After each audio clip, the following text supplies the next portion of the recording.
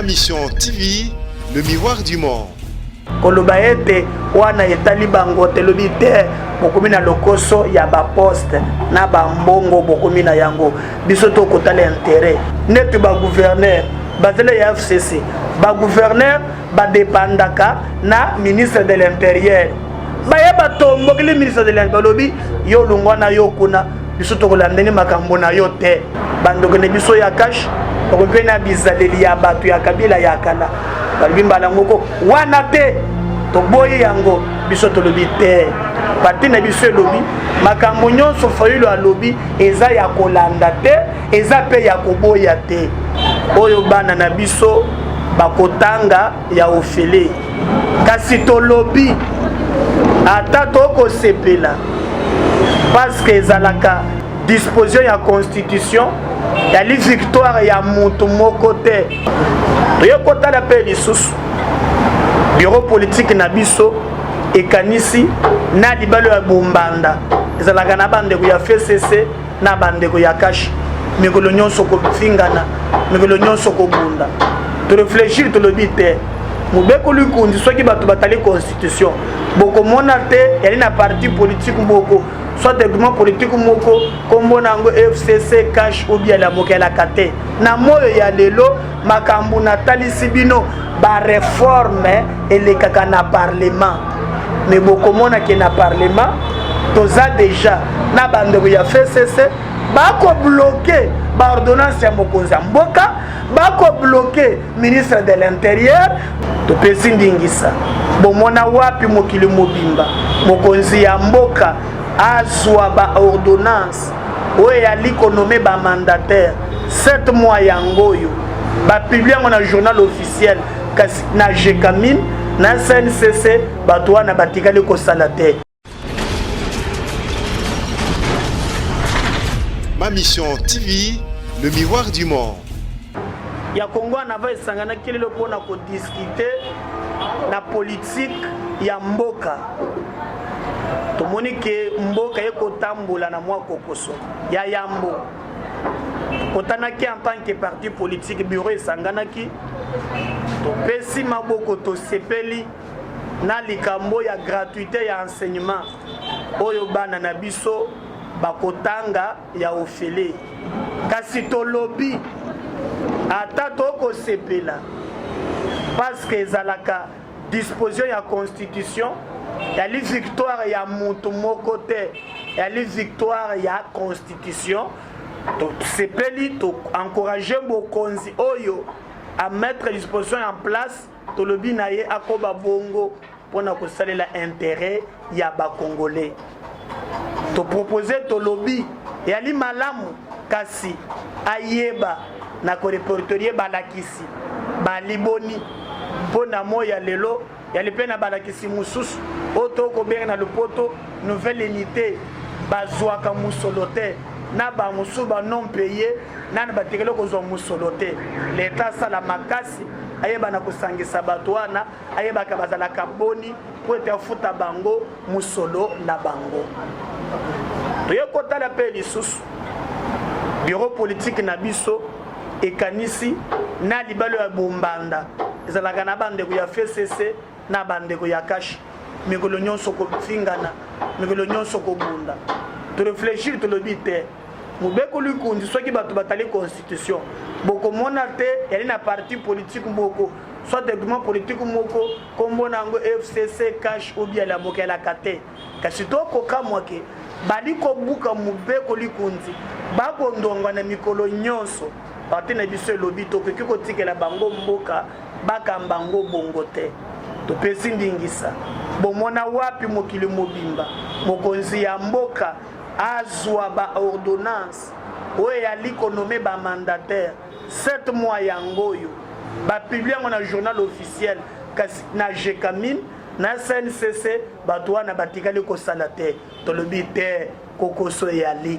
il faut tomeka kofanda toye komona lisusu botala net ba gouverneur bazele ya FCC ba gouverneur ba dépendaka na ministre de l'intérieur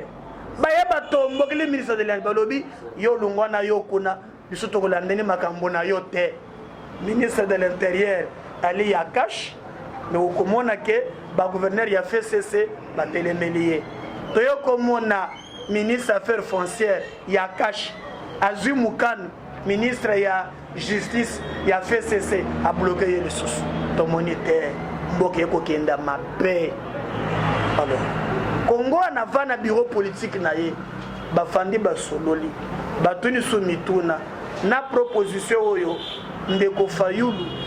oyo aleki candidat na mapona mieleki ya lobby tokende ni dialogue na dialogue wana tosala transition ya 18 mois na kati ya dialogue aya lisusu alobi tolingi tosalisa maponami anticipé tomoni baye bandoko na biso ya cash okope na bizaleli ya bato ya kabila ya kala balobi mbala moko wana te toboyi yango biso tolobi te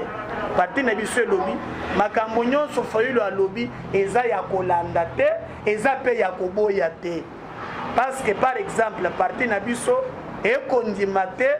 tokende na transition lisusu te so tolobi na biso batikene Tshisekedi asala manda na ye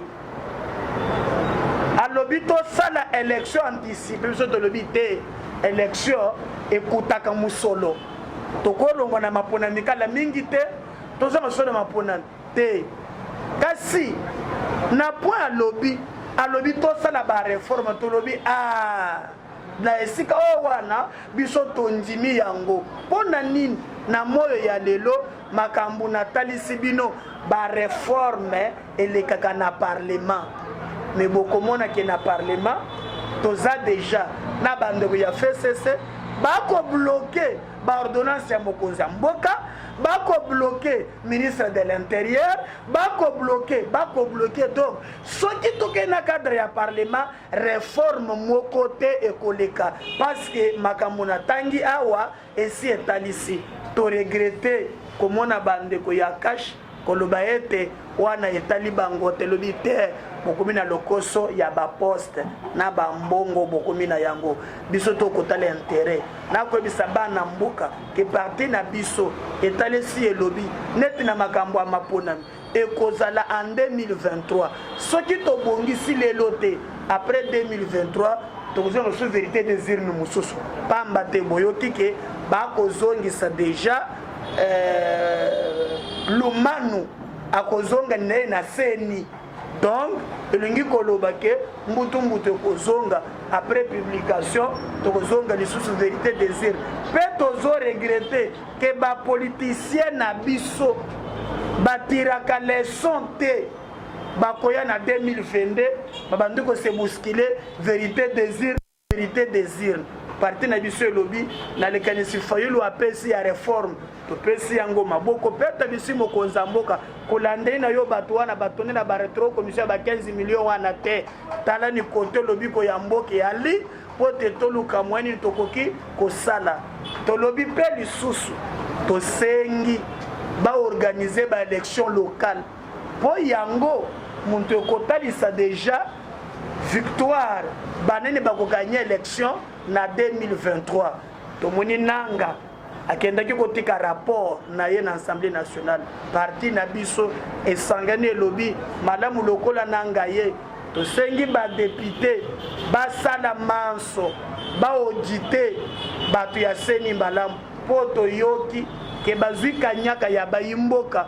boyebi oyo États-Unis alobaki ke bango bakomi bato ya mbongo mingi bazwi mbongo ya bakongole na yango nde esali ke tosangana mokolo lelo parti politique na biso epesa position pe parti Congo en avant et délégué président na yango bureau politique ya lobby mokonzi na bango akotambola na ba parti mususu po te toluka cadre otokobunda po te tosala réforme tolingi élection 2023 toyoka lisusu te ke o makambo ya ba vérité des urnes bamboka mususu sima ya maponami batongaka bamboka na bango mais biso sima ya maponami kaka ba vérité des urnes 2006 vérité des urnes 2011 vérité des urnes nzembwani fo esila na maponami ya 2023 tobongisani lelo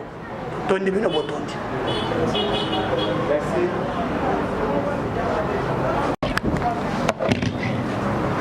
Mais sur le but 2 heures, il faut respecter quoi. Il est allé prendre les images chez Togomi Wabi.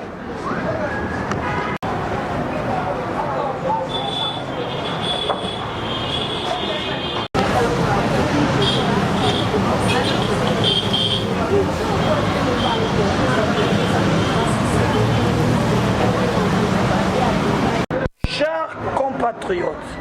le président de la République est le garant des bons fonctionnements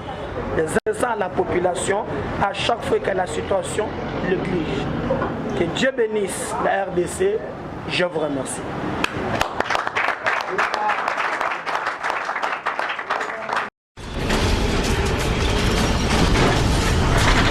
Ma mission TV, le miroir du monde.